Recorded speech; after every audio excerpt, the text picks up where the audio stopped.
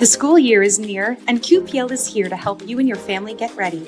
Come to any library location from August 23rd through August 29th for a physical copy of our Back to School Guide, fun giveaways, and much more. For more details, visit queenslibrary.org. Summer is a time to read and explore. We invite you to discover our programs and activities for children, teens, and adults, enjoy our curated book lists for every reading level, and so much more. Join us this summer at the library and let us know, what's your story? For more information, visit summerreading.queenslibrary.org. Queens Public Library, in partnership with New York City Public Schools, is offering free lunches for kids and teens all summer long at 48 library locations across Queens. Summer meals will be provided Monday through Friday from 1 to 2 p.m. through Friday, September 4th. Enrollment is not required and there is no cost. Just stop by. For more information about free summer meals and a list of participating libraries, visit queenslibrary.org.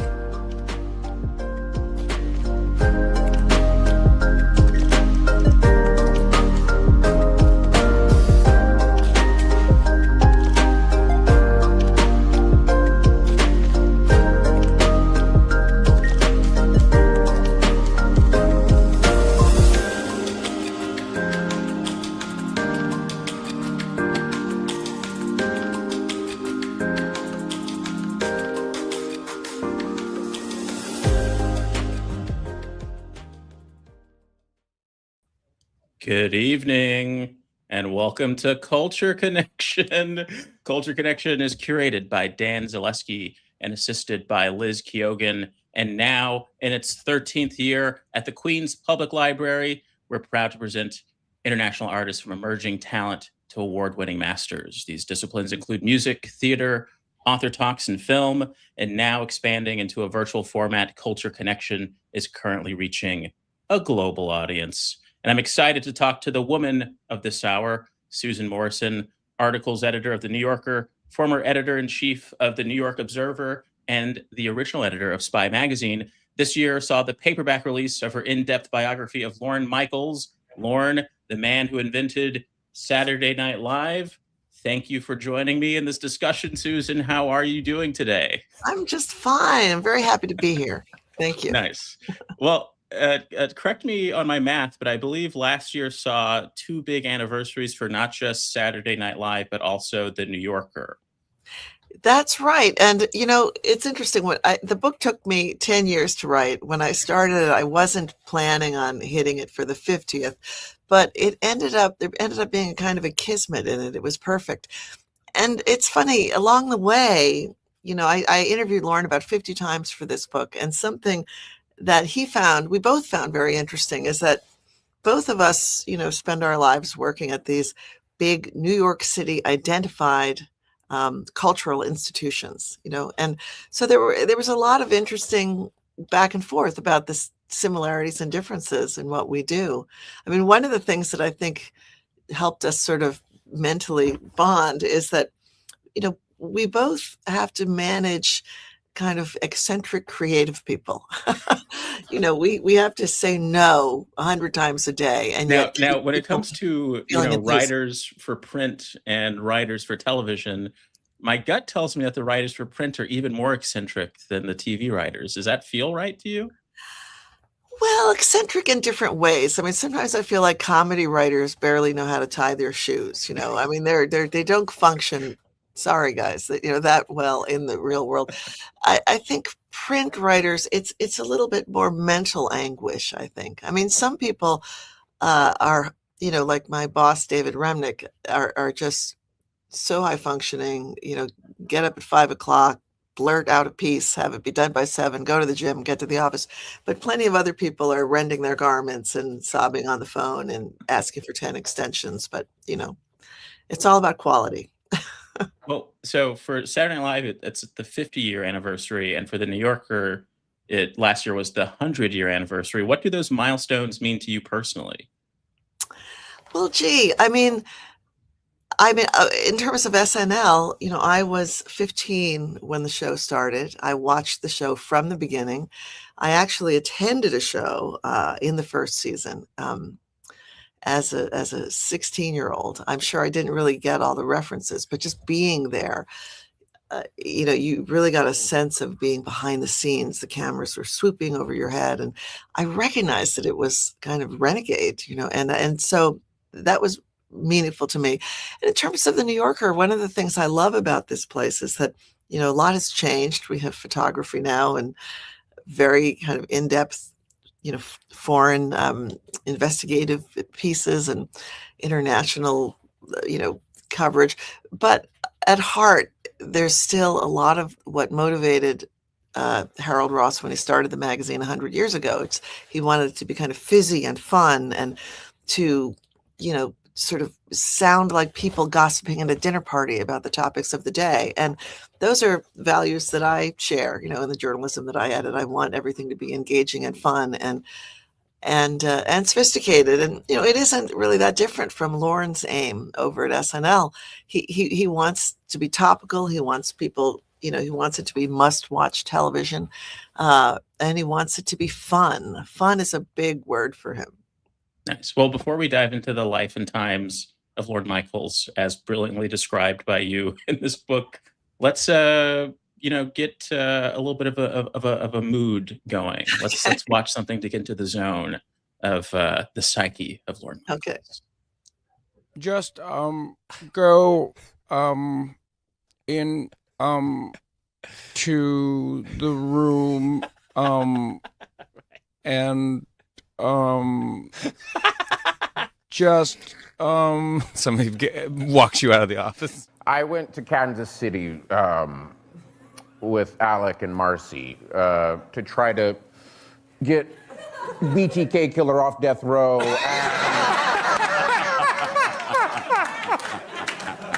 They said, "Here comes BTK." I go, his name's Dennis. He's a human being. There really is nothing like a shorn scrotum. It's breathtaking. I suggest you try it. Can I get you anything else, Chris? Grappa, wine, cappuccino, tickets to a Lakers game? No thanks, Don. Are you sure? What about cheesecake? AA batteries? Land in Montana? Well, that series of clips of brilliant people doing Lorne impersonations actually helps explain why I decided to write this book in the first place.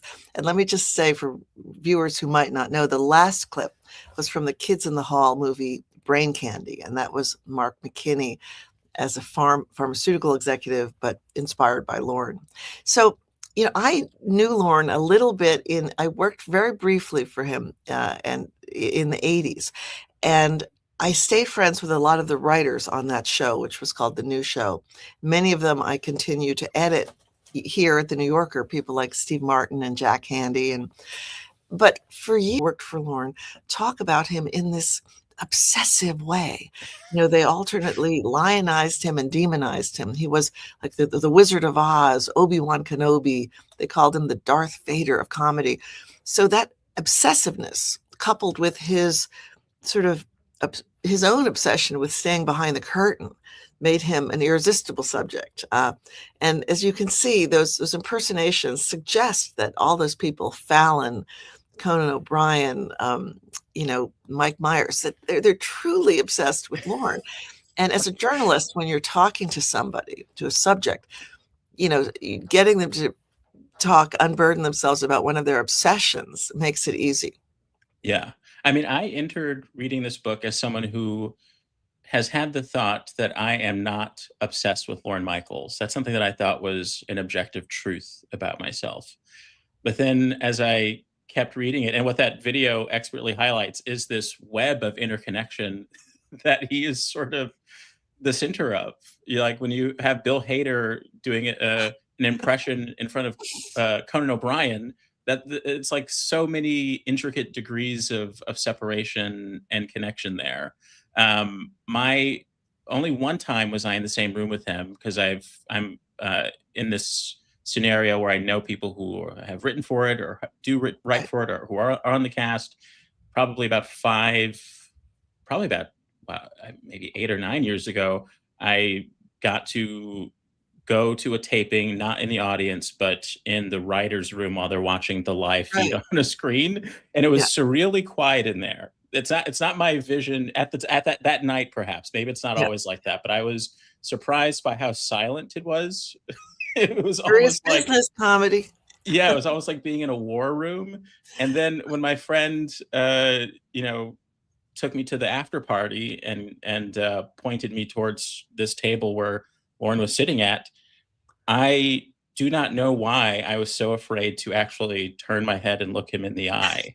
That is not something that is common for me. I usually have this self-deprecating thing where when I meet a celebrity, I think, oh, well, you just met me, so you must not be that. And then we can just have like an actual human interaction. He is one of those rare people who is intimidating almost because of the levels of lore That's surrounding right. him. Yeah.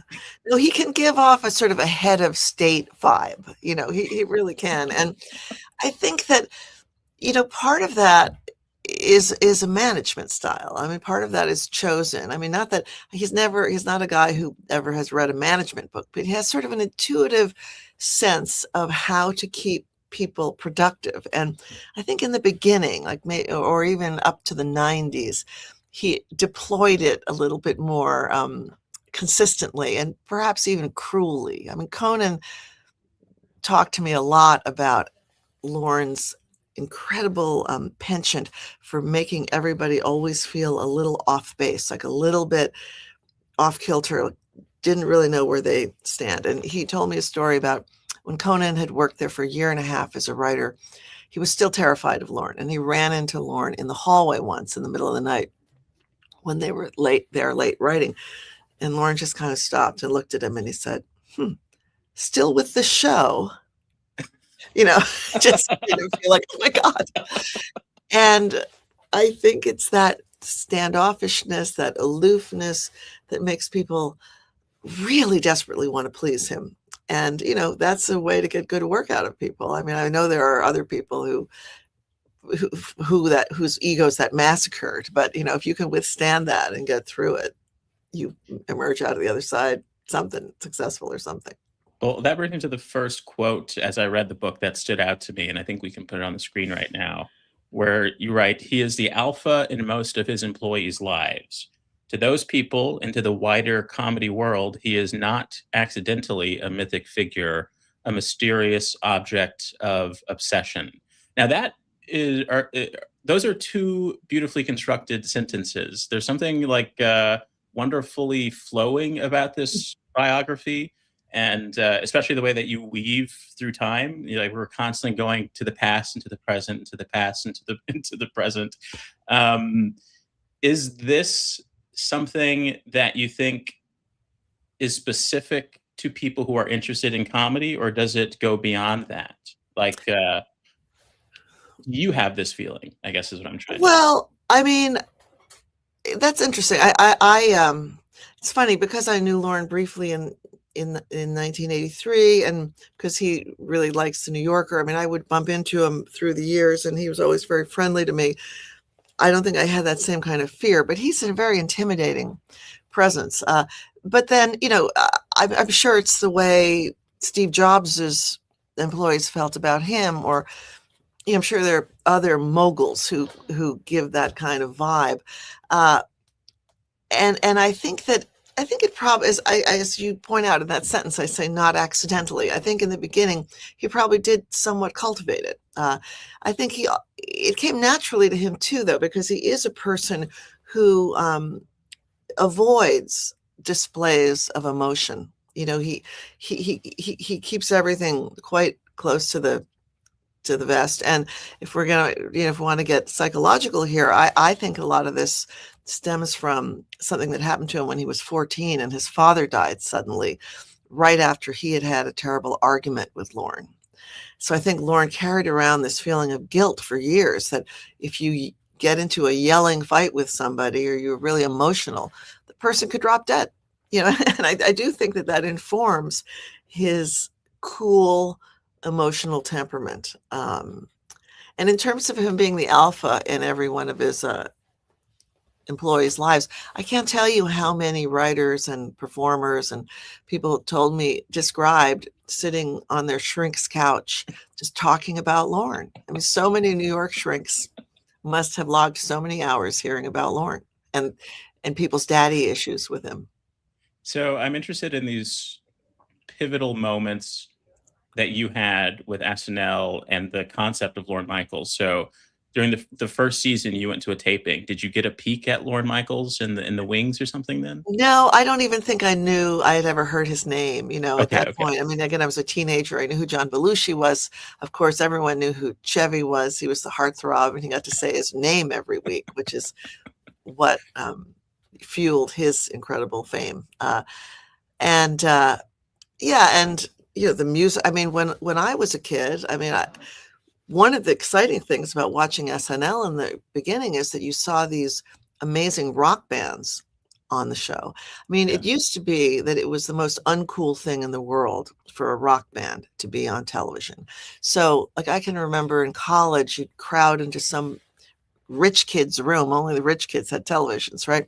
So that you could see Elvis Costello or Talking Heads or the Stones on TV. It was so thrilling. And because, they weren't going on the Carol Burnett show. It was only Lorne who got that kind of thing on television. The second time that you had a major connection with him was when you said you worked for him briefly. What was that like? What were those interactions like? Well, let's see. I mean, it's a very moving memory for me because I was 23. I had been living in England. I moved home suddenly because my mother died. My mother was sick and she died, and very suddenly. And an old friend of mine from college, who's a comedy writer, called me the day after my mother's funeral and said, "Come into the city. I'm working on this new show called The New Show by the SNL people, and there might be a job for you there." I went in. I was, I was, as you can imagine, kind of undone. And I met all these nice, funny people who hired me to be a writer's assistant and were so kind to me during that terrible time. And I don't know how effective I was, but I did definitely remember meeting Lorne, and Lorne was really nice to me.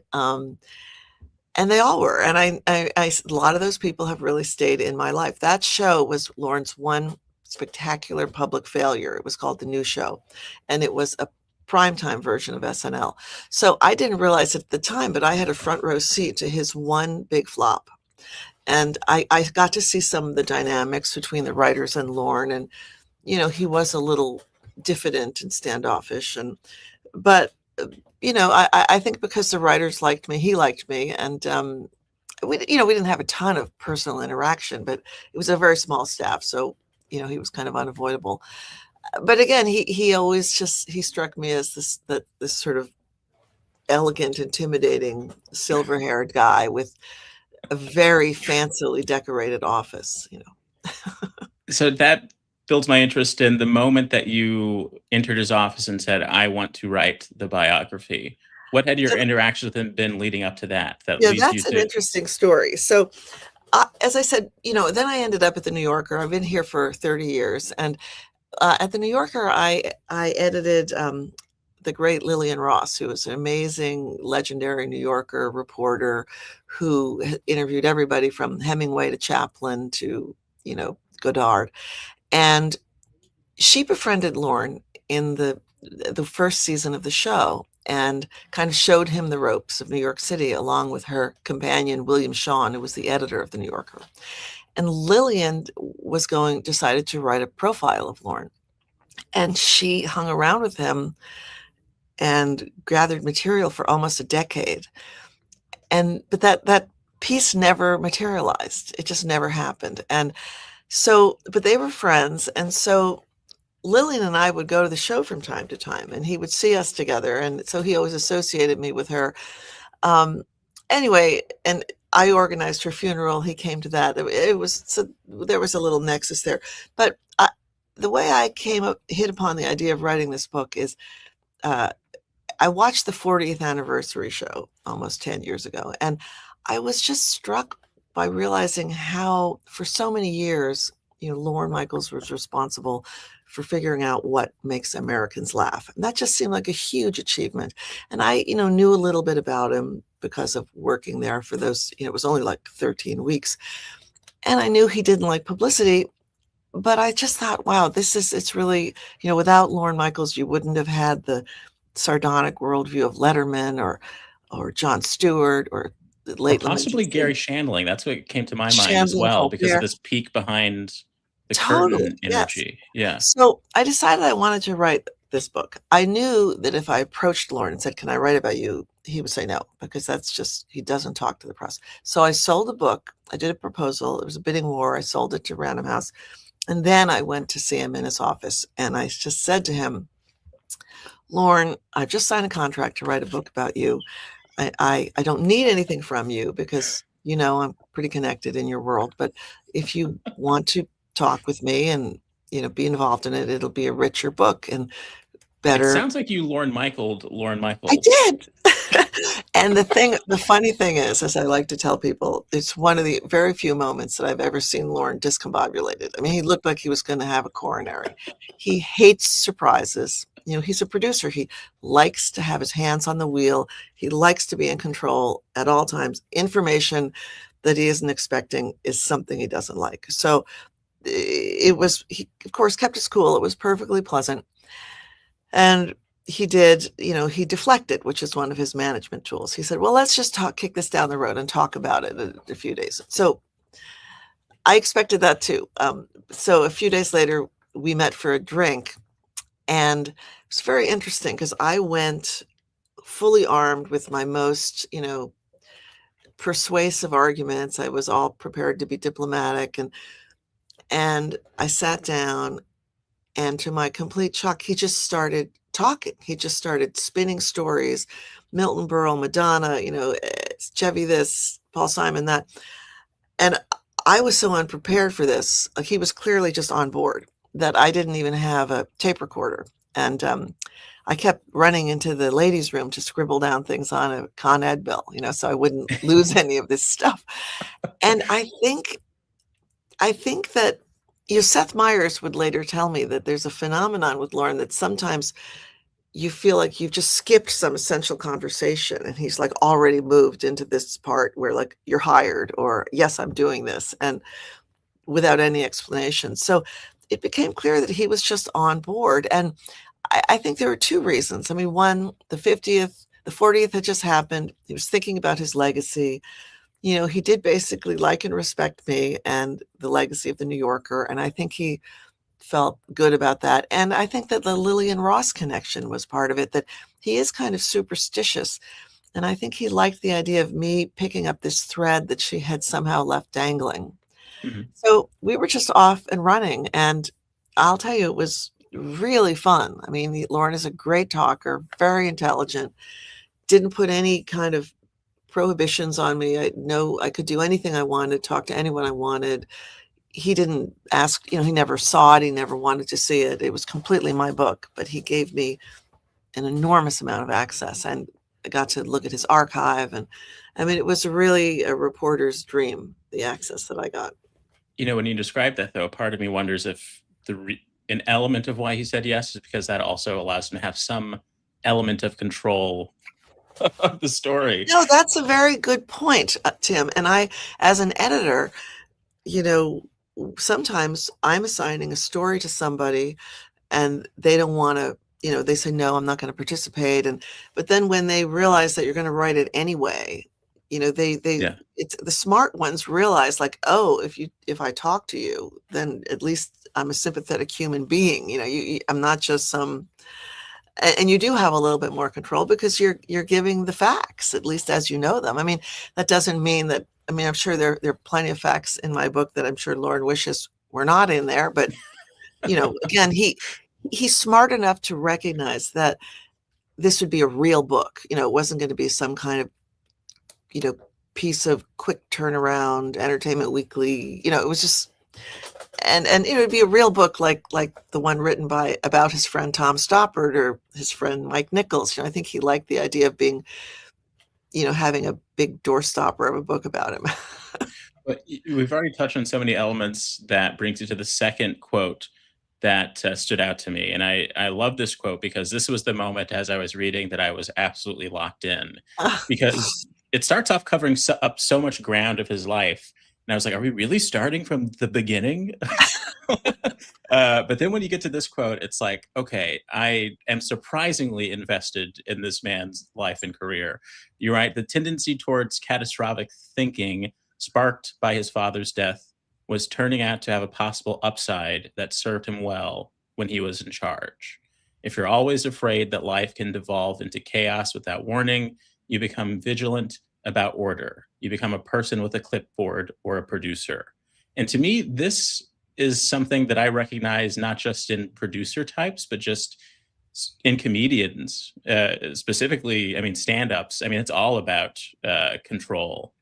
And the act of performing live is about taming the uncontrollable almost.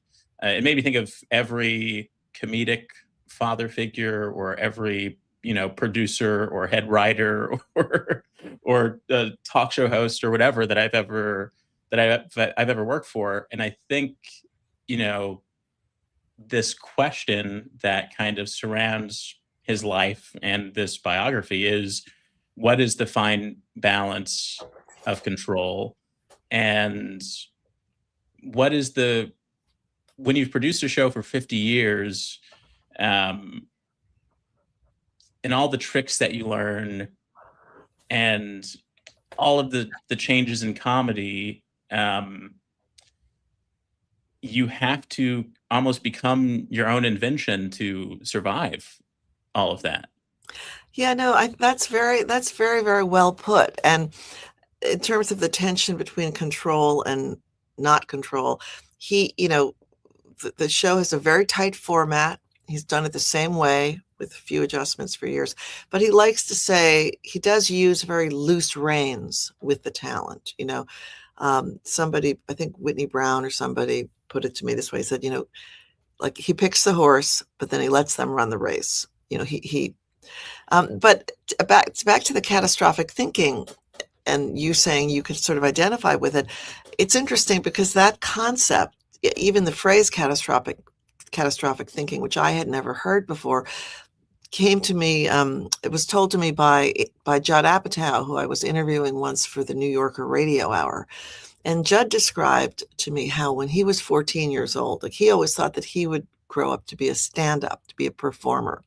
When he was 14, his parents' marriage fell apart in a very messy way. I think there was economic uncertainty. He was living with his mother. Everything was very chaotic, and he felt that really the ground had gone out from under his feet.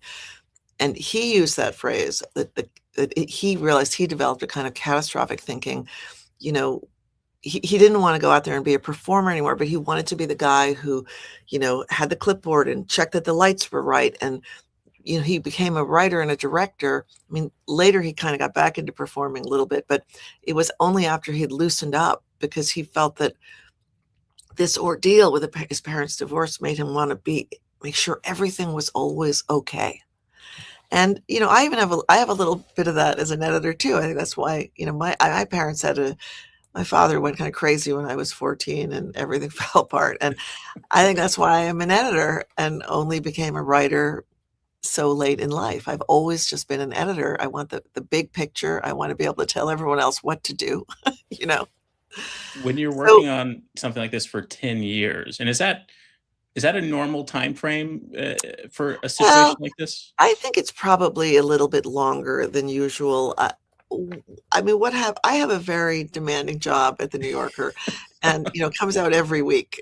Yeah. And I took a very small amount of time off in the beginning to do research, but I pretty much did my job the whole time I was working on this. So I would work on the weekends. I would work early in the morning. It was tough. But, something that I tell audiences a lot when I talk about the book, and I hope people find this inspiring. I mean, wish it hadn't taken so long, but I think I'm the only person I know who published, like, this is really my first actual piece of writing, and that it came out the same week that I applied for Medicare. So it's never too late. I had a question and then it just flew away. Oh, But I no. think what I want to ask is, when do you know, or I guess while I was reading this, I was wondering, there are certain things like that quote where I'm wondering how many conversations led you to write that so definitively. Like, Yeah, that's a really good question. And I'll tell you, that's another reason why maybe the truer answer to the 10 years thing is that it probably took that long for this all to be cooked. You know what I mean? I mean, I had been spending a lot of time with Lorne, asking him a lot of questions over all these years, talking to his childhood friends, his employees, his ex-wives, and it just, it all has to kind of marinate.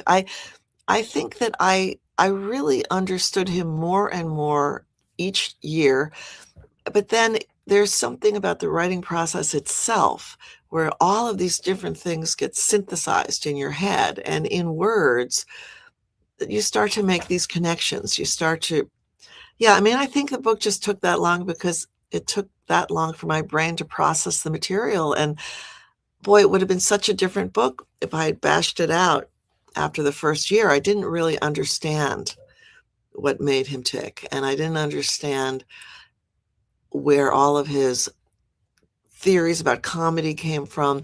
I think I didn't even understand truly what it is that a producer does, which is a very opaque job. But now I really understand that it is not only creating all this scaffolding, but creating freedom, freedom for creative people. Like, I sometimes think that Lorne's biggest contribution to the culture is that he created a culture kind of with walls around it. It's like a big sandbox where all these people can play, and they collaborate with each other throughout all the different generations of the show. If you think about something like 30 Rock, created by Tina Fey and Robert Carlock, an SNL writer, not only did you have Tracy Morgan and Alec Baldwin, but so many SNL people from so many different show. I mean, they all love to play with each other, and it's almost like the old studio system. It's a family. It's like The Godfather. and it's kind of the last of that as well. I mean, it's surreal to think about how SNL primarily exists because of a vacancy in time in terms of Johnny Carson airings. And Yeah. when I think of that meeting with Johnny Carson, just when Johnny Carson was trying to double check, like, you're not going to, use specific talent or whatever, to fast forward to today, where Lorne Michaels is the executive producer of The Tonight Show, where That's right. Yeah. where and it's the last thing like that. It's kind of the last monocultural comedic aspiration. When I first started doing comedy in Chicago, I did a little bit of improv, a little bit of sketch writing, but focused on stand-up. I was kind of thrown off by the sensation that everyone in Second City basically has one goal, Yeah. which is to get on this one show. It really freaked me out. And that is such an astounding thing. No, it's very unusual. And Lorne, he has a lot of respect for what he calls broadcast, by which he means network television. And because he talks a lot, he reads a lot of history. He's very well read, and he talks about broadcast as something that, kind of unites the country, both coasts, the red and the blue states, and everything, in the same way that the railroads did in the 19th century. They kind of brought the country together. And if you think about it, I mean, there's SNL, there's the Super Bowl, there's the occasional broadcast thing like, some special production of Peter Pan or something like that. But these things are few and far between now. And he once said to me, I think I'm going to be the last person in television. I mean, it's television. Even look at late night going up in smoke around us. Yeah. Um, And that it's is, interesting. I was surprised by how invested I was by these wilderness years that Lorne had, because I feel like entertainment, comedy, all of it, television is in a wilderness period. And so it was a great reminder of how things have always been in flux. There have always been these moments where trends are intersecting and things are going out and in out of fashion and into fashion. And so the California years of Yeah, Lorne Michaels, you highlighting that, yeah. it was endearing because it made me feel like someone in this industry that that this is normal almost. And I think a lot Right. of people are feeling that. That's a great point because like when cable came along, everyone was terrified, and then, streaming and I mean, but it always just sort of keeps rolling on. And, you know, talking about that time in the wilderness, I mean, just for viewers who aren't aware of this, Lorne did SNL for 5 years. And then in 1981, he took 5 years off and tried to make movies. And it was during that period when I worked for him. And then he came back in 85 and took the show over again. But, when he started SNL, and this is one people often ask me, what surprised you most working on the book? One thing I never knew, and I think it's really interesting, is that he didn't, he didn't really, when he started SNL, he was excited about putting the counterculture on television, having a show that would talk about sex, drugs, and rock and roll and Vietnam and all that. But his heart was really in the movies. He always wanted to make his own version of The Graduate. He wanted to be a cool, independent filmmaker. And the TV thing was almost, a kind of a diversion or digression. So once he left SNL, he thought, okay, I've done with the TV part of my life. Now I'm going to make my movies.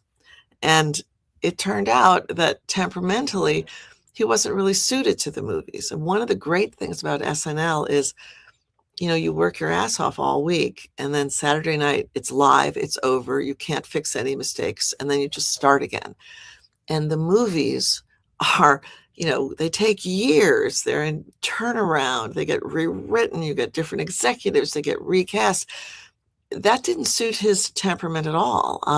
One of his most long-serving writers, Jim Downey, had a really good way of describing this to me. He said, Lorne is someone who's great at taking exams, but bad at term papers. In other words, if there's a deadline and they say pencils up, he's fine. But if he can noodle around with the thing forever, it's going to be a disaster. And that's part of the secret, I think. He just, he doesn't get too precious about it. If there are problems with a show, it's like, forget it, we'll forget it by Monday, just on to the next one. And he knows that the price of that is, he'll say, on my tombstone will be the word uneven. He knows that it's live television. Some of it will work and some of it will be bad. But that's kind of the beauty of it, that it's so disposable. I want to discuss some of the surreal things that you got to dive into in dissecting the life and times of Lorne Michaels. The first thing that stands out to me is the fact that at one point you got to listen to what sounded like it was a 2-hour recording of him and his comedy partner years before SNL, pitching ideas to Woody Allen. And this is something that was secretly recorded on some sort of high-tech piece of luggage. Yes, well, that's Hart Pomerantz there on the left, who was a young lawyer in Toronto. And he was Lorne's comedy partner. They performed together. They did two-man comedy, and they also wrote. They wrote jokes for Joan Rivers. They wrote some jokes for, I think, Dick Cavett, and they wrote on the Phyllis Diller show together. Well, so Jack Rollins knew Hart Pomerantz and brought these two down to New York to help Woody Allen with some jokes in the late 60s, at a time when Woody's career was completely blowing up. He had a Broadway show. He was doing a lot of television appearances. He just needed some help. And, he was probably 10 years old. Well, 5 or 10 years older than them. And they were terrified. They went to his townhouse in the Upper East Side. Woody gave them tuna fish sandwiches, and Woody had one idea that he wanted to turn into a joke, which was something about a lobster in a tank at a restaurant. That was the setup. And so they were just, any comedy writer's room, it is actually kind of boring because it's just, I'm sure you've been part of this, Tim, where it's just people throwing spaghetti at the walls. It just, and just this endless thing about what could this lobster be doing? What could be funny about this? And one of the things that was so interesting listening to the whole exchange is that a lot of Lorne's premises that he would throw out had to do with status, like social status, which is something that, people would observe is important to him. He likes having fancy friends and everything. And like, so Lorne at one point says, okay, what if he's stuck and the only person who can save him is a clam? The clam once snubbed him at a party. So that's sort of how his brain was working. But I also noticed that a lot of the things that Woody Allen were suggesting had vaguely to do with sex. He'd be like, well, no, maybe we give up on a lobster. Let's choose another animal. What if it's a horse and he's at a stud farm? Just like surreal listening to this stuff. whole situation. Okay, can you please? I just want to understand the situation in which you are listening to this, and when are you going to release this in album form? Because I feel like the world needs to hear this 2-hour tape of Lorne Michaels awkwardly pitching ideas. Maybe I could somehow do it on YouTube or something. Maybe there's I told Woody Allen about it. I interviewed him for the book, and he was fascinated. I'm sure he would give permission to air it, but and I think Lorne would be interested in it too. But no, it's a real fantastic piece of reporting. The document of it, and the fact that Hart Pomerantz had it on a big reel-to-reel. He played it for me, was priceless. Now, as tedious as it is to write, famously tedious as it is to write a sketch that lands with the crowd and with Lorne on SNL, I imagine it's 10 times more tedious when you are describing one. And you do this multiple times in the book, where it's usually to highlight a point or to highlight, an element of what's happening behind the scenes. But what was it like sifting through all of this material? And seriously, I can't imagine having to tactfully describe the purpose of a sketch. It's a great question. And now that you bring it up, I remember that when I was starting to actually write, that was the toughest thing, because if I had really described the setup and, the point of each of the sketches that I needed to talk about, the book would have been drastically too long. So, I had to figure out a way to sort of explain the premise succinctly in like a sentence, and then maybe give a detail or two. I found that it was much easier to do with a sketch that was terrible, because if my point was to make it clear how bad the sketch was, you could do that very swiftly and it would actually be funny in the kind of that's so bad it's good way. But to do it with a good sketch succinctly is much harder.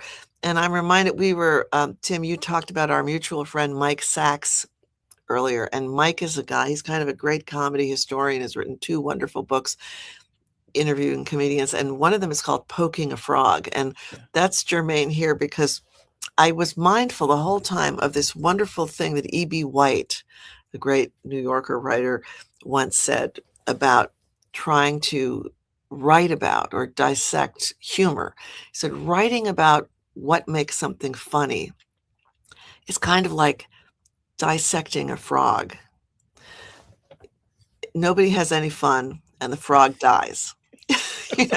So trying to explain why something is funny is very hard. And I mean, I learned by doing, by the end of it, I think because you can't over explain, it's just a tricky balance. There are a handful of places in the book where I just give transcript of things. One is a sketch that was famously called the penis sketch.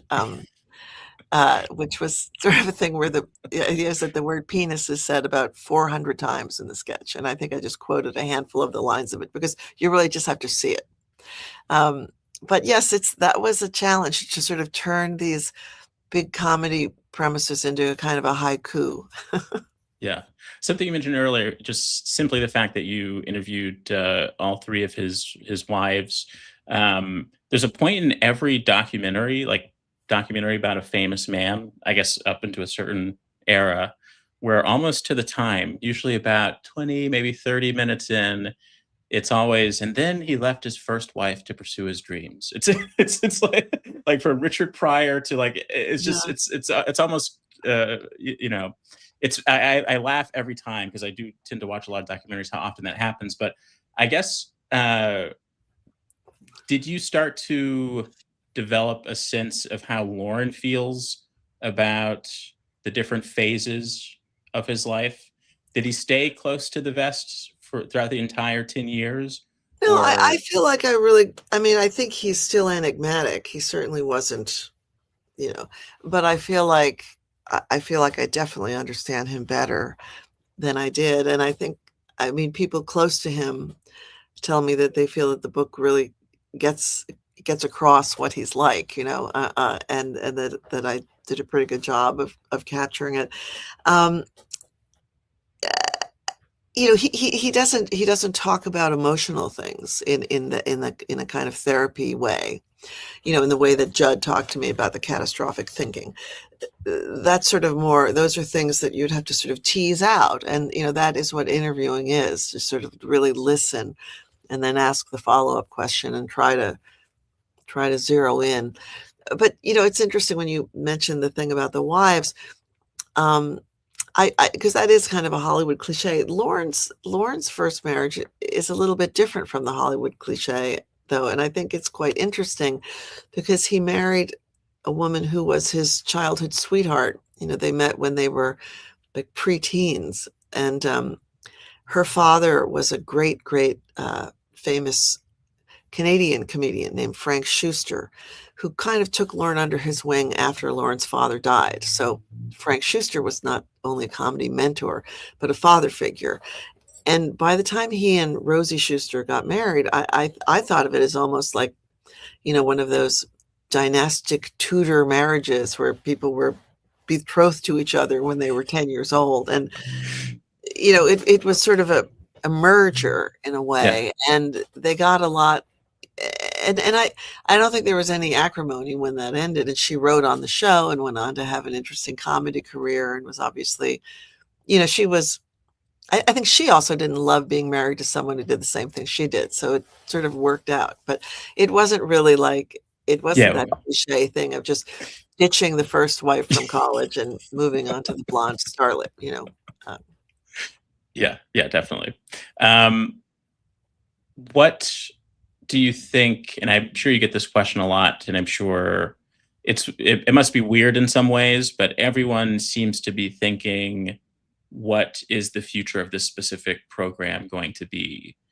What are the insights that you got from just like everyone around about Right. this topic? Well, it's certainly something everyone's talking about. I mean, one of the things that Lauren says all the time about the show, he said that this is a show that would never be made again. Would never be greenlit today. It's very expensive. There's a lot of waste. There's a lot of sets built and costumes and everything for sketches that are cut at the 11th hour. He compared it to like a David Lean movie. It's really like a cast of thousands, just very expensive. But the network is proud of it. It's a jewel in the crown. It's the longest running entertainment program in history. So they're not going to cancel it. And I think one of the reasons that I believe that Lauren will not retire, he will not step away from it. It's his baby. He loves it. He's never missed a show the whole time he's worked there. Never had the stomach flu, he's never missed a show. I think they'll have to take him away on a stretcher. Like, he's not going to leave. But I think that the network is proud of it and continues to support it. So people ask me about my theory about the succession plan all the time. And, a lot of people have said, oh, Seth Meyers could do it, or Tina Fey could do it, or Colin Jost could do it. I mean, I don't really see any of those people as wanting to do it, for one thing. But I have my own theory, which is different from what people have floated. Lauren is so good at hiring people, not just talent, but I mean, not just in front of the camera talent, but as producers, assistants, he hires them young, and then he grooms them and teaches them how to produce. And he has right now a squadron of 4 very talented, wonderful people who are his producers. And they're so good at their jobs. They've learned so much from him that he really only needs to be there on 2 moments in the week. the Wednesday when they do a read through of 40 scripts and then decide which sketches to put into production. That's key. He listens to that and he helps makes that final decision with the help of some others. And then Saturday at the dress rehearsal, he watches and listens to how the dress rehearsal audience responds to things. And then after that, there's a meeting in his office where he does this kind of amazing jujitsu of completely reordering the show and cutting and changing things. And, it's an amazing slice and dice kind of thing. And those are the two moments in the week where his taste and his force of personality are absolutely needed. But I could really imagine the show working with these other executives and producers doing the day-to-day, and Lorne coming in for 2 hours on Wednesday and coming in at 8 o'clock on Saturday. And, I think he could do that for another 10 years. So that's my theory. Well, I don't know if anyone can hear my dog barking in the background, but they might disagree. No one ever floats Kenan Thompson. I think that's an interesting theory. And now's a good time for people to chime in with any questions that they may have. But first of all, what do you think of Kenan Thompson? I taking love over that at- idea if Kenan would want to do it. I mean, what a veteran. He understands the show. He understands the writing. He understands, I think he has a great EQ like Lorne does. He seems to get along with everybody. But the thing is that it's just, there's a lot of hassle. One of the things that Lorne does is he is the one who interfaces with the network and the suits and the angry advertisers and that's a lot to want to take on. And someone's going to have to want to take that on. Yeah. Well, we have one question He here. should be resting on his laurels, but Viewer writes, "Hey Susan, I look forward to reading your book. Do you examine the Sinead O'Connor controversy at all?" Yeah, no, so what that refers to, Sinead O'Connor was a guest on the show once, and as the musical act, and just before her song, she'd done a song at dress rehearsal. That was all fine, and then right before the show, right before her song on live television, she held up a picture of the Pope and teared it into pieces and screamed, "Fight the real power," and threw the pieces on the ground. And that created huge uproar. A lot of Catholic viewers called the switchboard and wrote in outraged, and this lore grew up around that like Lorne was furious at Sinead O'Connor that she was banned from the show and like how terrible this thing was. And what's not understood about this is Lorne wasn't happy that happened, but it didn't have anything to do with her message, with her political message or anti-Catholicism or anything. What has to do with, a similar thing happened once when Elvis Costello decided to switch songs right before going live. It's because it's a live show. The cameramen already have every angle, pre-planned. Everything is timed down to the second because then a commercial has to come in, and that's why you can't improvise on the show. Everything is very tightly calibrated because it's live. And if you do something unscripted, if you add something, it is so disrespectful to the staff, the hardworking union staff who have been there for decades. And it just throws a wrench into everything. And it's really mostly disrespect for those people on the crew. So, maybe the network was angry about the anti-Catholicism and stuff, but Lorne, who's probably one of the biggest free speech advocates alive, didn't have any problem with her, saying her piece. It was really more just that it was off script. It was unscripted and could have thrown a spanner into the works of the live show. That's the thing about Lorne is that you expect something just like incredibly insane or juicy or dramatic, and then it ends up being pretty straightforward and surprisingly boring in a way. Well, yeah, the answer. but actually, again, it's like this is what a good producer is like. He doesn't. His poor cameramen, they're up there on the crane, and these pieces of paper flying around, and Yeah. it really could throw everything off. And I remember there was and this he big cares about build. those guys. Oh, wait, looks like we have another question here. I suppose everyone's fine with me saying their names. Albert Zaleski Bin Bassa. Thanks for this great talk. Can you discuss some of the guests that got banned from SNL? I don't know that anyone ever has actually been banned. I mean, that is something that shows up on social media and in articles and everything. But again, Lauren, he's just like a professional producer. I don't think it wouldn't really serve him to say this person's banned. There are definitely hosts who are more and less popular. Like I think everybody there, including, I don't think they liked having Steven Seagal on. Or Donald Trump?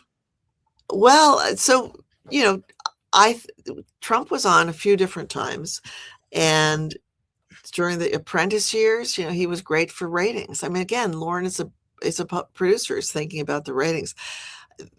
One of the things that was interesting to write about in the book was how when Trump was on in 2015, when he was a political candidate, that was deeply controversial among a lot of the people who worked at the show.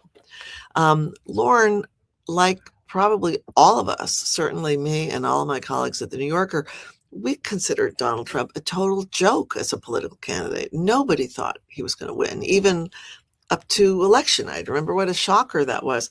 So, he didn't think of it as a sort of a partisan thing. And he also had Hillary Clinton scheduled to be on the show, to host the show that year.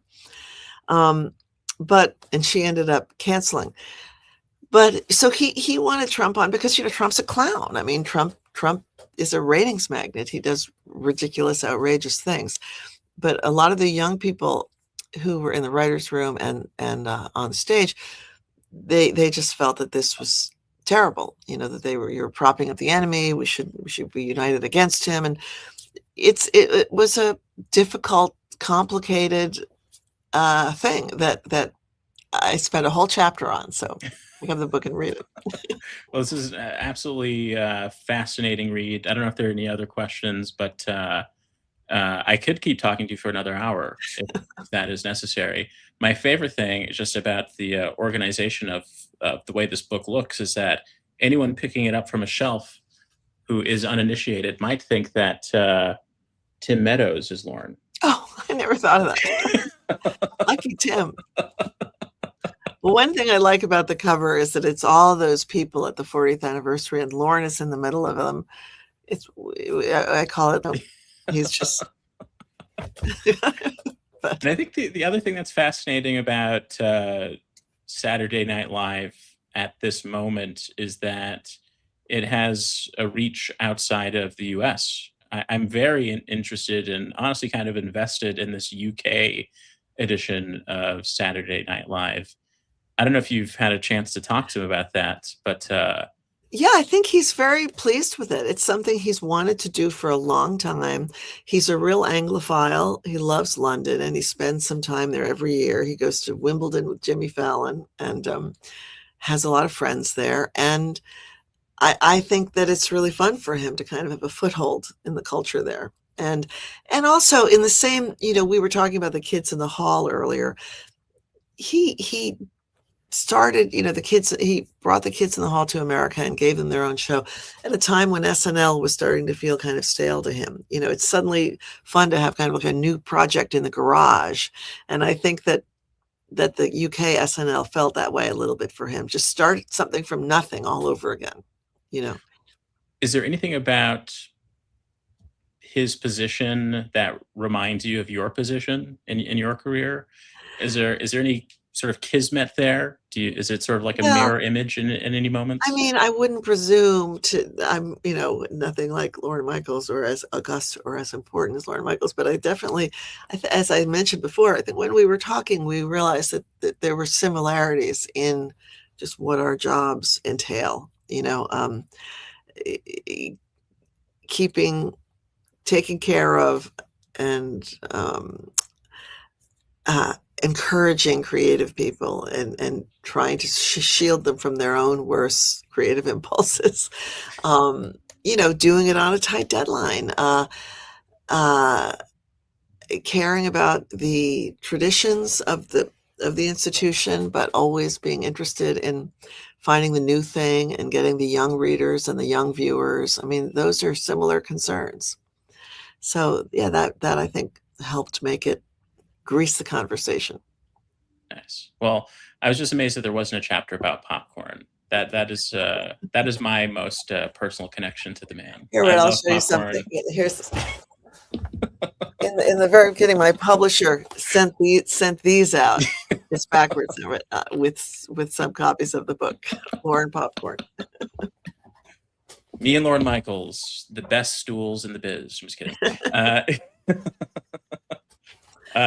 Well, this is a great conversation. I think we're done, right? Are we timed out? Looks like it to me. We're at 7:01. Great. Well, you can learn more about me on my website here, and you can learn more about Susan Morrison and her Instagram here, and pick up the book at your local library. Do all the cool things. Shout out to the great Eve Ethart for producing this, cutting to the perfect images at the perfect moment. Always a pleasure working with you. I've been Tim Barnes. Anything you want to say as a closing? No, just thanks remark? very much. This was great. Very nice chatting with you, Tim.